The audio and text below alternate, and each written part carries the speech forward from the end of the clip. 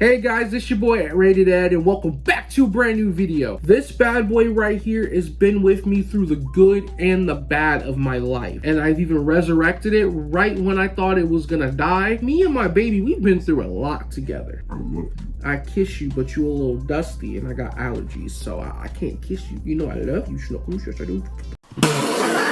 The Nintendo GameCube is my favorite gaming console, but in today's series, I'm going to be bringing you guys top 10 GameCube games I wish to own. Now, we all know the GameCube is a very expensive gaming console to get into, not the console itself, but more so the games. There are a lot of games that you can get for dirt cheap, and then there's a lot of rare games and just games in general that are out the ass expensive. I partially think because during the pandemic and maybe even a little before that, a lot of people were getting into retro gaming. During the pandemic, there was nothing else better to do than to watch movies, spend time with family that are in your inner circle, and play video games. Now, there are tons of GameCube games out there that I personally want to own, but these are just the top 10 that come to mind when I think of it. And this list is not in any consensual order. I don't even know if I said that in the right context, but it doesn't go in order of what I want the most versus what I want the least. I'm literally going to be going down in alphabetical order. So coming in at the first game on the list is Cubix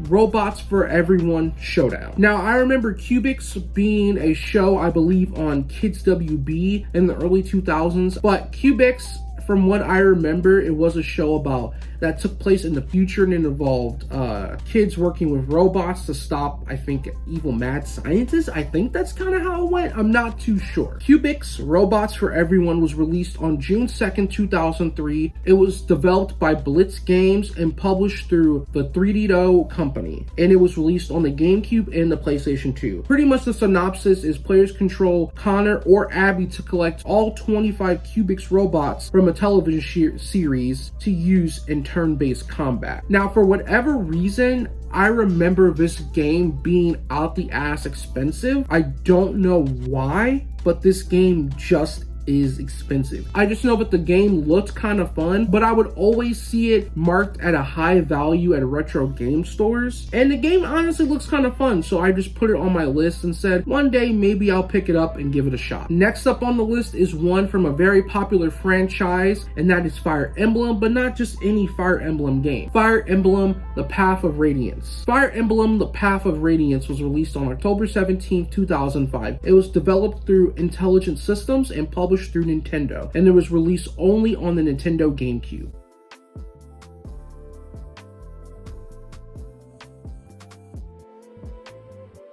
Now, me personally, I have not dabbled a whole lot into Fire Emblem, so like I said, don't judge me for how I pronounce these and my lack of knowledge for Fire Emblem. I've never played too many Fire Emblem games. The only one that I honestly played was Three Houses on the Switch. I've only played just a little bit of it, and that is the first Fire Emblem game that I have ever played. I know Fire Emblem's been around for decades. It's just a franchise that I never personally got into myself. I want to explore more of it, kind of get myself more of a diverse feel of other game franchises than just your typical Mario, Sonic, Crash Bandicoot, Resident Evil, you know, all that kind of stuff, because that's just stuff that I've played growing up. But I want to get more into other franchises that I did not take a chance on when I was a kid, and this game is one of those games listed. Not only that, but it's also extremely expensive. Not only is it a very popular franchise amongst the Nintendo and gaming community, but it is a series that has a lot of fans. But I mean, it looks cool, it looks interesting. I'm not too big into Fire Emblem, but I want to know more about it, and I want to get myself more equipped to the style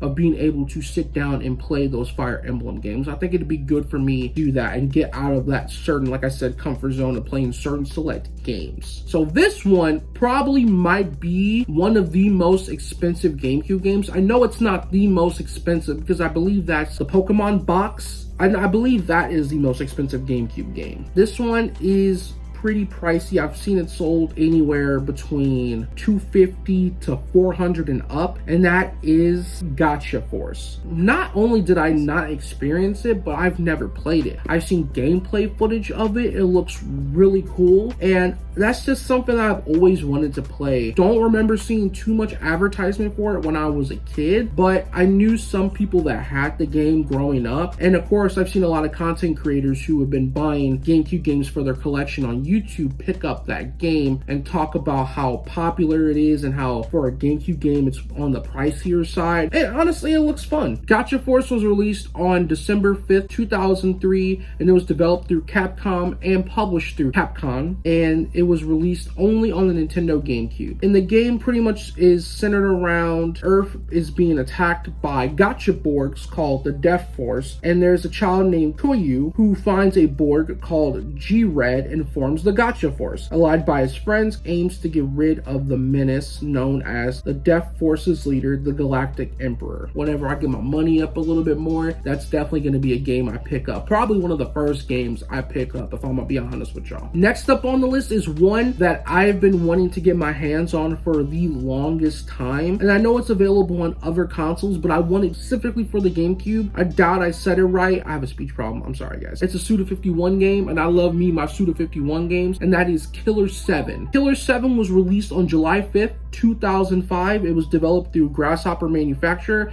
and Capcom Production Studios, and it was published through Capcom. And it was released on the Nintendo GameCube, PlayStation 2, and Windows. And I'm gonna be honest, this synopsis is so damn confusing to where the one person who is my best friend, he has Killer 7 on Windows, and he couldn't even explain to me the synopsis of the game, because essentially it has I think it has 2 different endings, but there's also multiple stories, or it's really confusing within the one story. Again, it's so confusing, he couldn't even explain it to me when I tried to get him to for this video. I can't even explain it to you from all the stuff that I've read online about the game. I've tried so hard to understand it. Maybe I just got that dumb brain. All I know is it looks really fun, and again, I'm just a huge fan of Suda51 games, so this game is one that I want to add to my collection. And I actually did have a chance to pick it up on the GameCube last summer when I went to Collecticon with one of my good friends. After I spent most of my money, I went past this guy who was selling a bunch of games,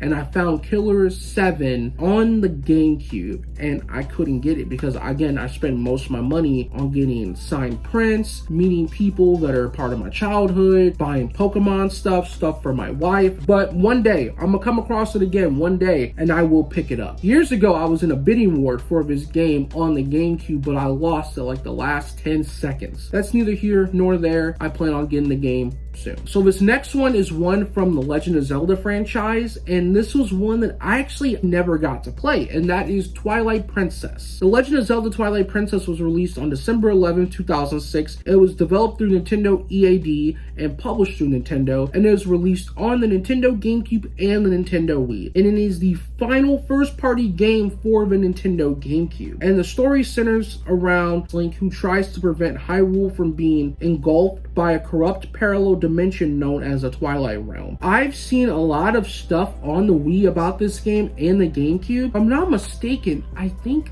on the back of the GameCube box, it might be listed as one of the games that you can get, or that might be Wind Waker I'm thinking of. All I know is Twilight Princess was a game that I want to get on the GameCube because it was one of the final games released on the GameCube. Originally, they were going to try and do a Wind Waker 2, but I think it just got scrapped and turned into this. And then I'm assuming they just released it on the GameCube so those who had the GameCube can still have access to play the new Zelda game. All right, so this one is kind of random, and I'm not really a big fan of the franchise as much.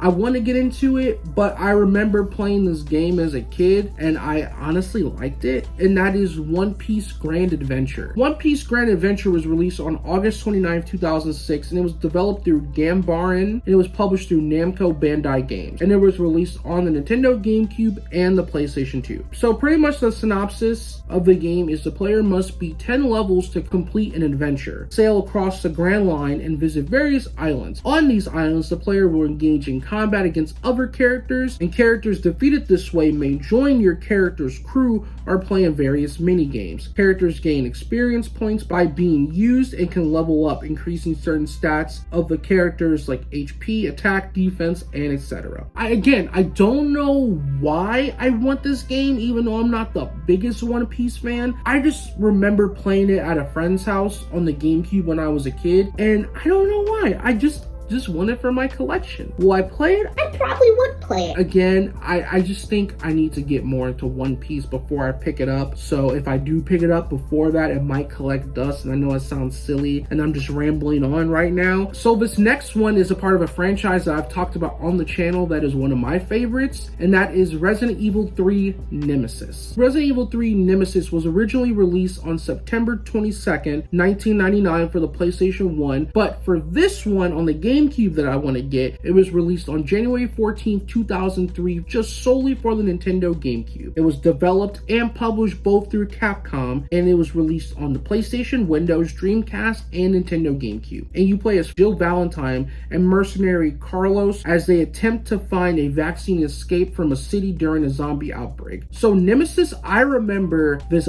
big old thing that was so creepy and would like whoop your ass in like less than a minute, and it was terrifying because you were being chased by it. It would just be like, and once you heard its footsteps, you were like, oh, I'm the game was so much fun. I played it on the PlayStation, but I also remember playing it briefly on the GameCube. Now, I came across seeing the game for the GameCube in a record store at a mall. I didn't pick it up. I think they were selling it for $130, and I was like, I had fun when I played this game, so this is definitely a game I want to get. Sonic Adventure DX Director's Cut. This game was one of the best Sonic games I've ever played in my life. Sonic Adventure DX Director's Cut was released on June 2003, and it was developed through Sonic Team and published through SEGA. And it was released on a Nintendo GameCube, Windows. Pretty much it's the same game as the original that was released on the Dreamcast, but features updated graphics, includes 60 new missions, and the option to unlock emulations of all 12 Sonic games released for the GameCube. You can also get Metal Sonic as a playable character if you unlock him by completing, or should I say collecting, all 130 emblems from the game. I don't need to tell y'all that this game is literally one of the best Sonic games in the world. I played it on the GameCube. I never played it on the Dreamcast. Virtua Quest. So Virtua Quest was released on January 18th, 2005. It was developed through AM2 and TOS, and it was published through SEGA. And it was released on the Nintendo GameCube and PlayStation 2.